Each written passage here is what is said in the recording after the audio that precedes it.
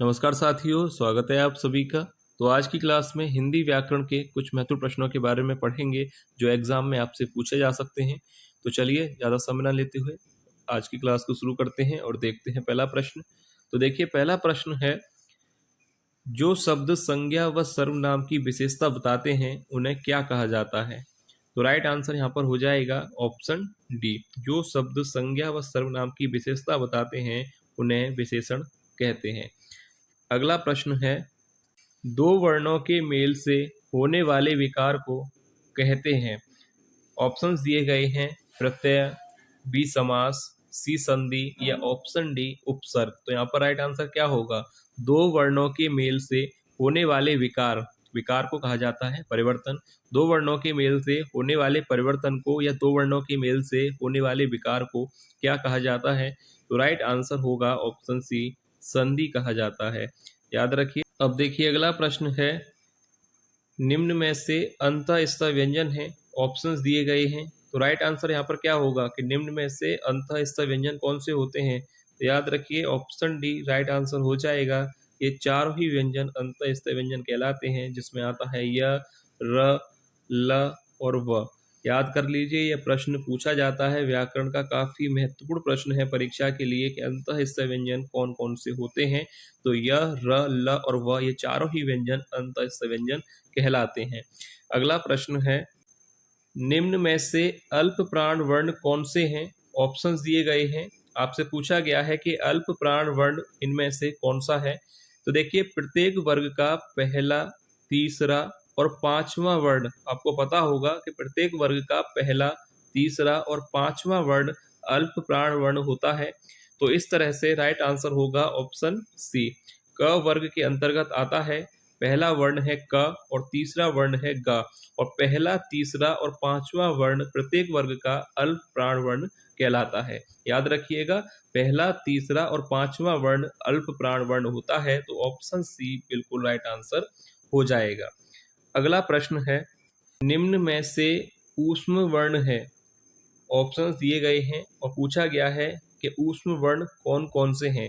तो यहाँ पर राइट आंसर क्या होगा? देखिए, पहला ही विकल्प सही हो जाएगा। याद रखिएगा, यह वर्ण कहलाते हैं ऊष्म वर्ण। और ऑप्शन सी य, र, ल, व, अभी आपको बताया था, य, र, ल और व कहलाते हैं अंतःस्थ व्यंजन। ये दोनों ही प्रश्न परीक्षा के लिए काफी ज्यादा महत्वपूर्ण हैं और ये पूछे जाते हैं कि ऊष्म वर्ण कौन से हैं। तो याद रखिएगा, ऊष्म वर्ण होते हैं और अंतःस्थ व्यंजन होते हैं। आपको बताया था ऑप्शन सी। ठीक है, ये वर्ण कहलाएंगे अंतःस्थ और ऑप्शन ए राइट हो जाएगा ऊष्म वर्ण। अगला प्रश्न है, वे शब्द जो धातु या शब्द के अंत में जोड़े जाते हैं उन्हें क्या कहते हैं? जो शब्द धातु या शब्द के अंत में जोड़े जाते हैं उन्हें क्या कहा जाता है? संधि, प्रत्यय, उपसर्ग या समास। तो सरल प्रश्न है, राइट आंसर हो जाएगा ऑप्शन बी। क्या कहलाते हैं? प्रत्यय। जो शब्द धातु या शब्द के अंत में जोड़े जाते हैं वह प्रत्यय कहलाते हैं। ऑप्शन बी राइट हो जाएगा। अगला प्रश्न है, निम्न में से जंगल का पर्यायवाची शब्द कौन सा है? ऑप्शन दिए गए हैं, अनिल, कुसुम, कानन या बहन। तो देखिए, जंगल का पर्यायवाची शब्द आपको बताना है। तो राइट आंसर हो जाएगा ऑप्शन सी, कानन। याद रखिएगा, जंगल का पर्यायवाची शब्द है कानन। अगला प्रश्न है, विराम चिन्ह का क्या अर्थ है? ऑप्शन ए रुकना या ठहराना, बी बैठना, सी चलना या डी इनमें से कोई नहीं। तो देखिए, विराम चिन्ह का अर्थ होता है रुकना या ठहराना। ऑप्शन पहला ही सही हो जाएगा। अगला प्रश्न है, विराम चिन्हों के उपयोग से किस बात का पता चलता है? ऑप्शन दिए गए हैं, कथन या लिखावट के प्रभाव एवं स्पष्टता का, बी वाक्य गठन सुंदर, सी लेखक की मनोदशा या डी लिखावट में सुंदरता। विराम चिन्हों के उपयोग से किस बात का पता चलता है? ऑप्शन पहला ही राइट हो जाएगा। यहाँ पर पहला ही विकल्प सही होगा, कथन या लिखावट के प्रभाव एवं स्पष्टता। ठीक है, पहला ही ऑप्शन यहाँ पर सही हो जाएगा, कथन या लिखावट की प्रभाव एवं स्पष्टता। अगला प्रश्न है, उड़ती चिड़िया पहचानना मुहावरे का अर्थ है। ऑप्शन ए बहुत अनुभवी होना, अच्छे बुरे की पहचान बताना, या ऑप्शन सी दूर की बात जान लेना, या ऑप्शन डी शिकार में कुशल होना। उड़ती चिड़िया पहचानना, इस मुहावरे का अर्थ क्या होगा? तो राइट आंसर हो जाएगा यहाँ पर पहला ही ऑप्शन सही होगा, बहुत अनुभवी होना। उड़ती चिड़िया पहचानना मुहावरे का अर्थ है बहुत अनुभवी होना, पहला ही ऑप्शन राइट हो जाएगा। अगला प्रश्न है, जहाँ उपमेय में अनेक उपमानों की शंका होती है वहाँ कौन सा अलंकार होता है? ऑप्शंस दिए गए हैं संदेह, यमक, रूपक या भ्रांतिमान। जहाँ उपमेय में अनेक उपमानों की शंका होती है, तो यहाँ पर ध्यान दीजिएगा कि शंका होती है, शंका यानी संदेह, तो यहाँ पर राइट आंसर क्या हो जाएगा? ऑप्शन पहला ही सही होगा। जहाँ उपमेय में अनेक उपमानों की शंका होती है वहाँ संदेह अलंकार होता है, पहला ही ऑप्शन राइट आंसर होगा।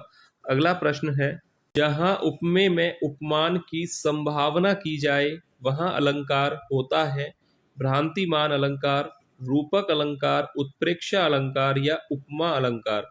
जहाँ उपमेय में उपमान की संभावना, यहाँ पर ध्यान दीजिए, संभावना की जाए और संभावना की जाए वहां पर अलंकार होता है उत्प्रेक्षा अलंकार। ऑप्शन सी राइट आंसर हो जाएगा। अच्छा प्रश्न है, परीक्षा के लिए पूछा जा सकता है कि जहां उपमेय में उपमान की संभावना की जाए वहां पर उत्प्रेक्षा अलंकार होता है।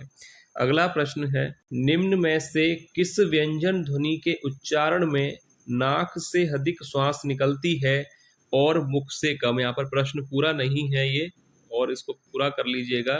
प्रश्न कंप्लीट है कि निम्न में से किस व्यंजन ध्वनि के उच्चारण में नाक से अधिक श्वास निकलती है और मुख से कम?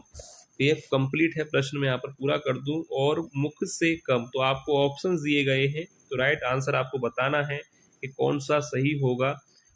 तो देखिए राइट आंसर क्या होगा, इस परिभाषा के हिसाब से सही उत्तर हो जाएगा यहाँ पर व्यंजन पूछा गया है तो बी और डी तो राइट आंसर होगा नहीं। निम्न में से किस व्यंजन ध्वनि के उच्चारण में नाक से अधिक श्वास निकलती है और मुख से कम? ऑप्शन सी राइट हो जाएगा, अनुस्वार। ऑप्शन सी याद रखिएगा, अनुस्वार एक व्यंजन ध्वनि है और अनुनासिक जो है एक स्वर ध्वनि है, तो इसलिए ऑप्शन डी सही नहीं है, ऑप्शन सी राइट होगा, अनुस्वार। इंपोर्टेंट प्रश्न है, इसको भी एक बार अच्छी तरह से आप लोग देख लीजिए। अगला प्रश्न है, क्रिया का रूप किसके अनुसार बदलता है? महत्वपूर्ण प्रश्न परीक्षा के लिए, क्रिया का रूप किसके अनुसार बदलता है? ऑप्शन दिए गए हैं पुरुष, लिंग और वचन, या ये तीनों। तो राइट आंसर क्या होगा कि क्रिया का जो रूप है वह किसके अनुसार बदलता है? तो राइट आंसर यहाँ पर होगा ऑप्शन डी, यह तीनों, यानी पुरुष, लिंग और वचन, इन तीनों के अनुसार ही क्रिया का रूप बदलता है। तो राइट आंसर हो जाएगा ऑप्शन डी। अगला प्रश्न है, काल के बोध का संबंध किससे होता है? ऑप्शन ए वचन, क्रिया, संज्ञा या अव्यय। तो देखिए काल के बोध का संबंध किससे होता है? तो राइट आंसर हो जाएगा ऑप्शन बी, क्रिया से। काल के बोध का संबंध किससे होता है? क्रिया, ऑप्शन बी राइट आंसर होगा। अगला प्रश्न है, निम्न में कौन सा शब्द तुर्की भाषा का है? चाय, रिक्शा, कमरा या कैंची। तो आपसे पूछा गया है कि तुर्की भाषा का शब्द बताना है आपको, तो राइट आंसर हो जाएगा ऑप्शन डी, कैंची जो है तुर्की भाषा का शब्द है।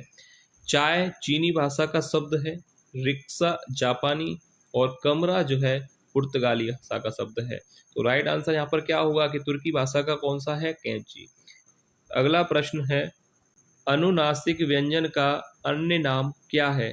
ऑप्शंस दिए गए हैं चंद्र बिंदु, या बी निर्नुनासिक, सी चांद बिंदु, या डी सिर्फ बिंदु।